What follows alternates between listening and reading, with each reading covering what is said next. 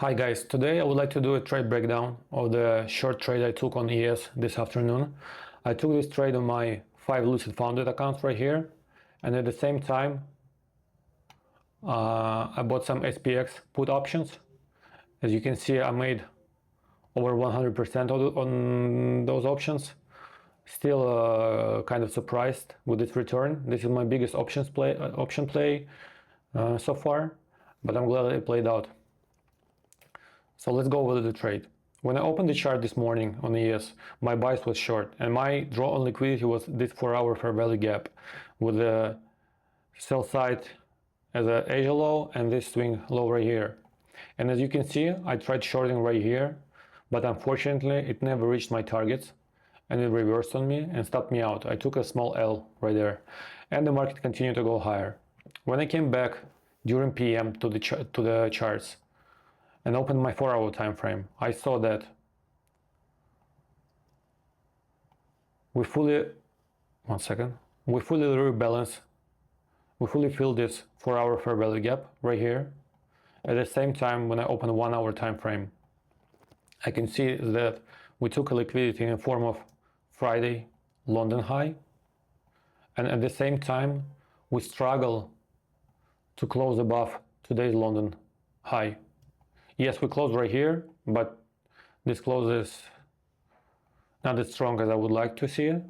So for me, it was a sign that there's some weakness in the market and sellers might be stepping in. So when I opened 3-minute time frame, I saw that once we took Friday's London high, we see a nice sell reaction right here. And on a 5-minute time frame, we have created this 5-minute change in state of delivery and this 5-minute fair value gap. So we broke this low and we started to reverse higher. And I was looking for shorts from this area. But before entering short, especially with so many contracts on SPX options, I wanted to see some additional confirmation. And when we open, let me open 2 charts at the same time. When I opened Dixie, I saw that at the same time as ES filled this 4-hour fair value gap and took Friday's London high, Dixie at the same time on 1-hour time frame took this swing low right here and this low right here. And the reaction after taking this low, you see, sell to buy, strong buyers. So all the sellers who were selling right here got overbought by the buyers. So it indicated to me that buyers are present and Dixie is bullish. In addition to that, when I open gold chart, so as you can see on ES, the dump, like the big dump, started at 2:05 to 12 p.m. On gold, it started at 2 p.m. So it started like 10 minutes prior to the ES. So if Dixie is pumping and after taking this high, I don't see any reaction at 2 p.m. I don't see any reaction. So it shows me that buyers are present and we're going to continue higher. So this was a confirmation for me that ES is just lagging and it's behind. So I entered short right here, and my target, when I choose high, I always choose higher time frame targets.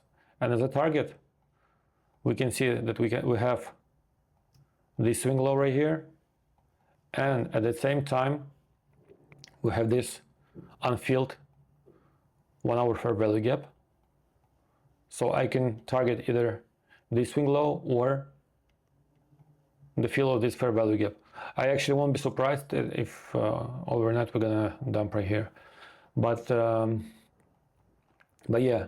So, and that's what I did. I entered on this 3-minute fair value gap.